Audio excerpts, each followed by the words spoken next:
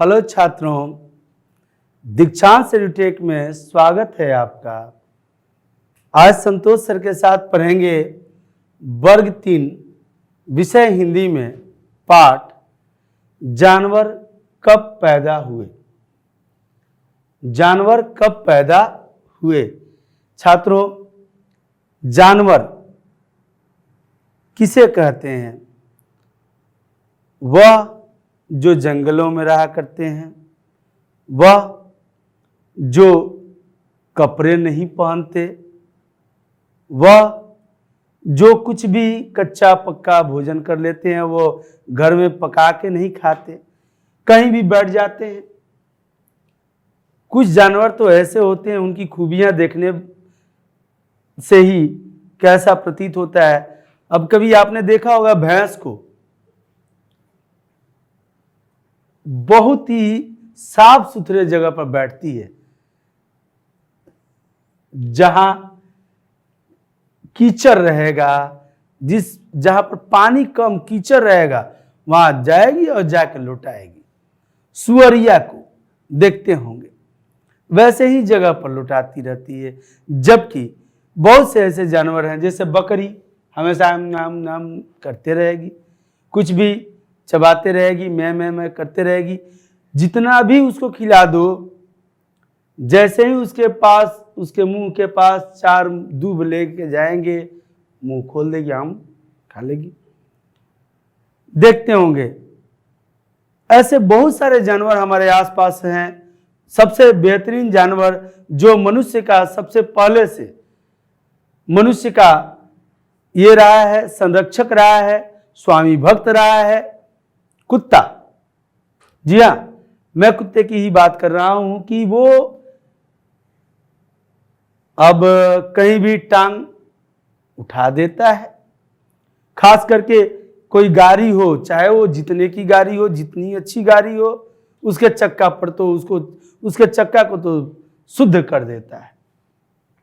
आइए उन जानवरों के बारे में, उनकी गुणवत्ता के बारे में ही चर्चा करना है इस पाठ में। अधिगम संप्राप्ति, इस पाठ के अंतर्गत हमें क्या क्या पढ़ना है, क्या क्या मिलेगा हमें। तो प्राणी जगत की विविधताओं को समझना। प्राणी जगत, छात्रों, प्राणी जगत, जगत मतलब संसार होता है और प्राणी मतलब जीव। जीवों का जो यह संसार है, इसके विविधताओं का अर्थ हुआ अलग अलग प्रकार के जो जीव हैं। कोयल काली होते हुए भी सुरीली आवाज में गाना गाती है, जबकि कर्कश आवाज वाले भी बहुत सारे पक्षी पशु हैं। तो इनके अंदर विविधताएं हैं। एकदम गोरा होता है कबूतर, एकदम साफ सुथरा रहता है तो अपना घोंसला ही नहीं बना पाता। कौआ एकदम कांव कांव कांव कांव टर्राते रहता है, तो कहीं उसको अच्छा और कहीं गलत, कहीं शुभ का संकेत, कहीं अशुभ का संकेत। बिल्ली रास्ता काट दी तो अशुभ हो गया, बिल्ली दूध पी गई तो अशुभ हो गया। बिल्ली, कुत्ता, भेड़, बकरी, गाय, सुअर, ये सभी जो हमारे आसपास में रहने वाले ये जो प्राणी हैं, इन्हें आप प्रतिदिन देख रहे होंगे और इनके एक्टिविटीज को भी आप नोट करते होंगे। उन्हीं को समझने की बात है। प्राणी जगत की विविधताओं के कारणों को जानना, इनमें क्यों इतना अंतर हुआ। तो देखिए छात्रों, घास सबसे छोटा होता है ना, ये घास क्या है? पौधा है। पौधे क्या करते हैं? अपना भोजन खुद बना लेते हैं सूर्य के प्रकाश से, और इन्हें खाता है छोटा छोटा कीड़ा, इन्हें खाता है, इन घासों को खाती है बकरियां, गाय, भैंस। इन घासों को खा के अपना जीवन व्यतीत करते हैं। हम भी साग पात खाते हैं, घास खाते हैं, पालक साग आदि जो जितने भी साग हैं वो खाते हैं। तो ये सभी चीज यानी कि एक पौधा हुआ, उस पौधे को कीड़े खाए, कीड़ों को चिड़िया खाई, मेढक खाए, मेढक को सांप खाया। अगर सांप न होता तो मेढक बहुत ज्यादा हो जाते। अगर मेढक नहीं खाता कीड़ों को तो कीड़े बहुत ज्यादा हो जाते हैं। इसलिए इस जगत को, इस संसार को बैलेंस रखने के लिए यह विविधताएं हुई, यही कारण भी है। पत्र विद्या को समझना और पत्र लिखे, इस पाठ में पत्र लिखा गया है, उस पत्र के विद्या को समझना है कि पत्र कैसे लिखा जाता है।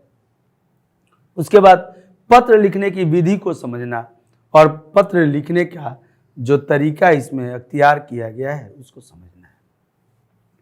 अगला और अंतिम पॉइंट है जानवरों के बारे में विशेष जानकारी लेना और समझना। यह पाठ जो है एक पत्र है।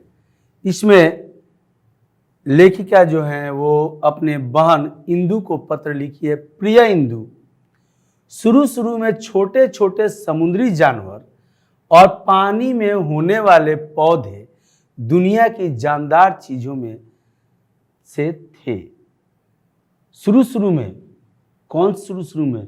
जब धरती बनी, ये धरती बहुत दिनों तक गर्म रही, तपती रही, और तपने के कारण यहाँ पर कई वर्षों के बाद हवाएं चली और मड हुआ, कीचड़ हुआ, कीचड़ से जल हुआ और जल में बार बार वर्षा हुई, और वर्षा होने से जो जल हुआ उस जल, शुरू में छोटे छोटे समुद्री जानवर और पानी में होने वाले पौधे दुनिया की जानदार चीजों में से थे।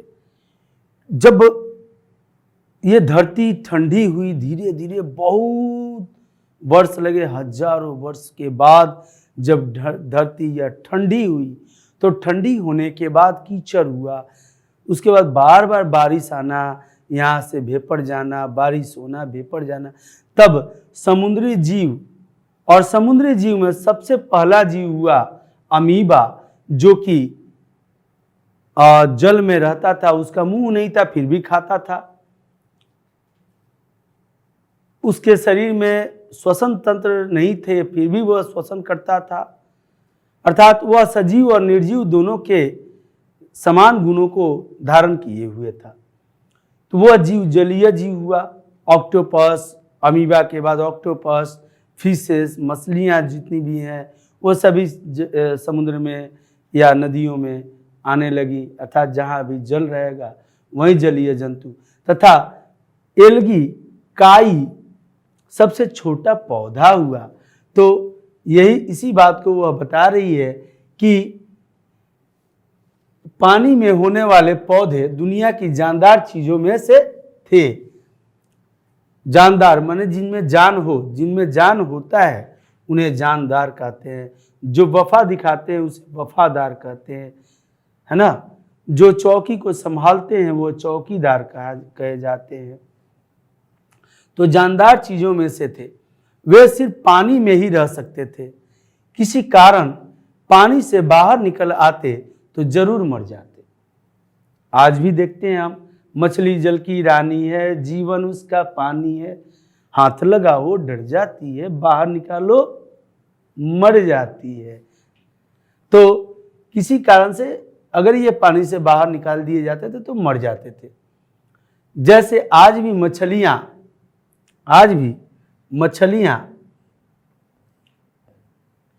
सूखे में आने पर मर जाती हैं। पानी के वे जानवर जिनकी खाल जरा सख्त थी, खाल जिनके चमड़े ऊपर की जरा सख्त अर्थात मोटे सख्त थी, सूखी जमीन पर दूसरों से कुछ ज्यादा देर तक जी सकते थे। क्यों? क्योंकि छात्रों, उनका जो स्किन होता है, उनका जो ऊपरी लेयर होता है स्किन का, चमड़ा जो होता है, उसी से वो रेस्पिरेशन करते हैं। पानी के अंदर भी रेस्पिरेशन समझते हैं ना, सांस लेना, सांस लेते हैं पानी के अंदर भी, अपने चमड़े से सांस लेते हैं वो। और तो जो जिनका चमड़ा मोटा होता था वो कुछ समय तक ऑक्सीजन को अपने चमड़े में रखे रहते थे, तो वो सांस लेके जीवित रह सकते थे। लेकिन जिनके चमड़े पतले होते हैं वो तुरंत ही मर जाते हैं। इस प्रकार जिनकी खाल ज्यादा सख्त थी, सूखी जमीन पर बढ़ते गए और जिनके जिनके खाल उनसे भी ज़्यादा सख्त थे वो सूखी जमीन पर अधिक देरों तक रहने लगे। जैसे मगरमच्छ, उसके खाल मोटे होते हैं, घड़ियाल, उनके खाल मोटे होते हैं तो वह जमीन पर भी रह जाता है और जल में भी रह जाता है। जो जल में रहता है उसको जलीय कहते हैं, जो स्थल पर रहता है उसको स्थलीय कहते हैं, और जो जल और स्थल दोनों पे रहता है उसको उभयचर प्राणी कहते हैं। तो इस तरह से मेढक जल और स्थल धरती दोनों पर रहता है तो क्या है, वह उभयचर प्राणी है। सांप जल में भी रहता है, स्थल पर भी रहता है, उभयचर प्राणी है। लेकिन मछलियां उभयचर नहीं है, मगरमच्छ उभयचर प्राणी है। अर्थात जो जल और स्थल दोनों पर समान रूप से, क्यों समान रूप से रह पाते हैं? क्योंकि इनके चमड़े मोटे होते हैं। सोचो कितनी अजीब बात है।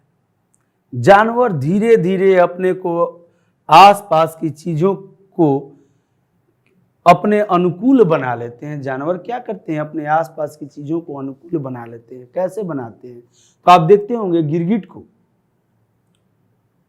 जिस डाल पे बैठेगा उसी रंग का हो जाता है, अनुकूल बना लेता है। तुमने देखा होगा ठंडे देशों में जहां बहुत ज्यादा बर्फ गिरती है वहां चिड़िया और जानवर बर्फ की तरह सफेद हो जाते हैं, हो ही जाते हैं। चिड़िया और जानवर क्या, आदमी भी देखिएगा, इंग्लैंड ब्रिटेन से आए हुए लोग गोरे गोरे रहते हैं। भले ही 10 दिन 15 दिन 20 दिन पर एक बार शरीर पोंछ पाँच लेते हो, नहाते नहीं हो, फिर भी बहुत गोरे लगते हैं। लेकिन क्योंकि ठंडा वहां ज्यादा है, कैसे नहाते होंगे, है ना? तो ये जानवर और पशु पक्षी जितने भी होते हैं वो बर्फीले स्थानों पर, ठंडे जगहों पर रहते रहते वहां के रंग रूप में ढल जाते हैं। गर्म देशों में जहां हरियाली और पेड़ बहुत होते हैं वे चमकदार रंगों के हो जाते हैं। इसका यह मतलब है, क्या मतलब है इसका? इसका यह मतलब है कि वे अपने को उसी तरह बना लेते हैं जैसी उनके आसपास की चीजें हों, आसपास की उनकी चीजें होती हैं उसी तरह क्या अपने आप को वो बना लेते हैं।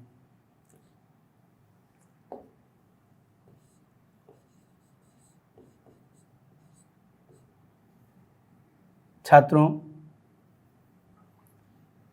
यहां चीजें होगा। अब मैं लिख ही दूं,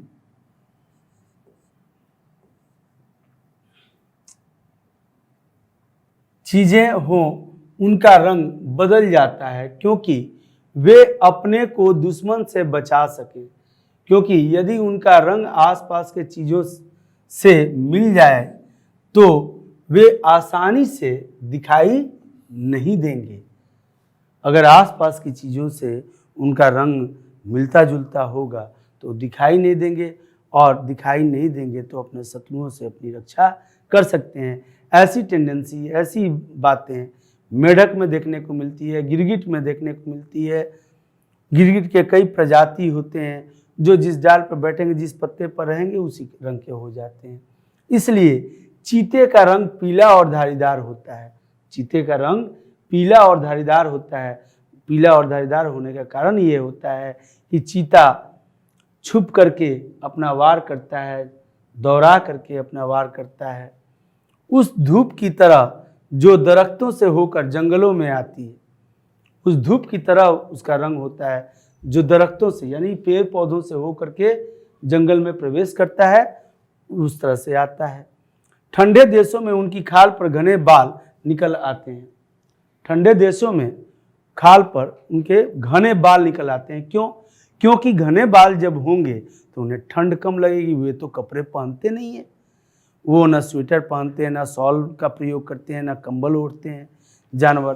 तो उनकी खाल पर मोटे मोटे बाल उगाते हैं खाल पर, जिससे वे गर्म रह सकें। इस अजीब बात को जानना बहुत जरूरी है कि जानवर अपने रंग ढंग को आपस की चीजों से मिला देते हैं और इस तरह उनका जीवित रहना ज्यादा आसान हो जाता है, उनकी संख्या बढ़ने लगती है। बचेंगे तभी तो उनकी संख्या बढ़ेगी ना। तो ये सभी जानवर अपने अपने क्रियाकलापों के माध्यम से अपना अपना कार्य करते हैं छात्रों। अब देखिए, अब अगले अपने उस पत्र में लेखिका जो लिख रही हैं वह क्या लिख रही हैं अगले पन्ने में, कि हम ऐसे बदलाव जो हमारे चारों तरफ होते रहते हैं देख नहीं सकते, हम नहीं देख पाते हैं उन्हें। हमारे चारों तरफ कई तरह के बदलाव होते हैं। अचानक कभी आपने देखा होगा कि अभी बहुत कड़ाके की धूप थी और हवा तुरंत चलने लगी और बादल गिर गए, पूरा काला, दिन में ही रात हो गई। क्यों हुआ? क्योंकि ये बदलाव है, ये चेंजेस है, इसे हम नहीं समझ पाते हैं और ये चेंजिंग हो जाता है। बदलती और सुधारती रहती है और लेकिन प्रकृति अपना काम करती रहती है और चीजों को बदलती और सुधारती रहती है। वह न तो कभी रुकती है और न आराम करती है। आपने गाना सुना होगा छात्रों, नदियां चले चले रे धारा, चंदा चले चले रे तारा। और प्रेरक गाना है कि तुझको चलना होगा, तुझको चलना होगा।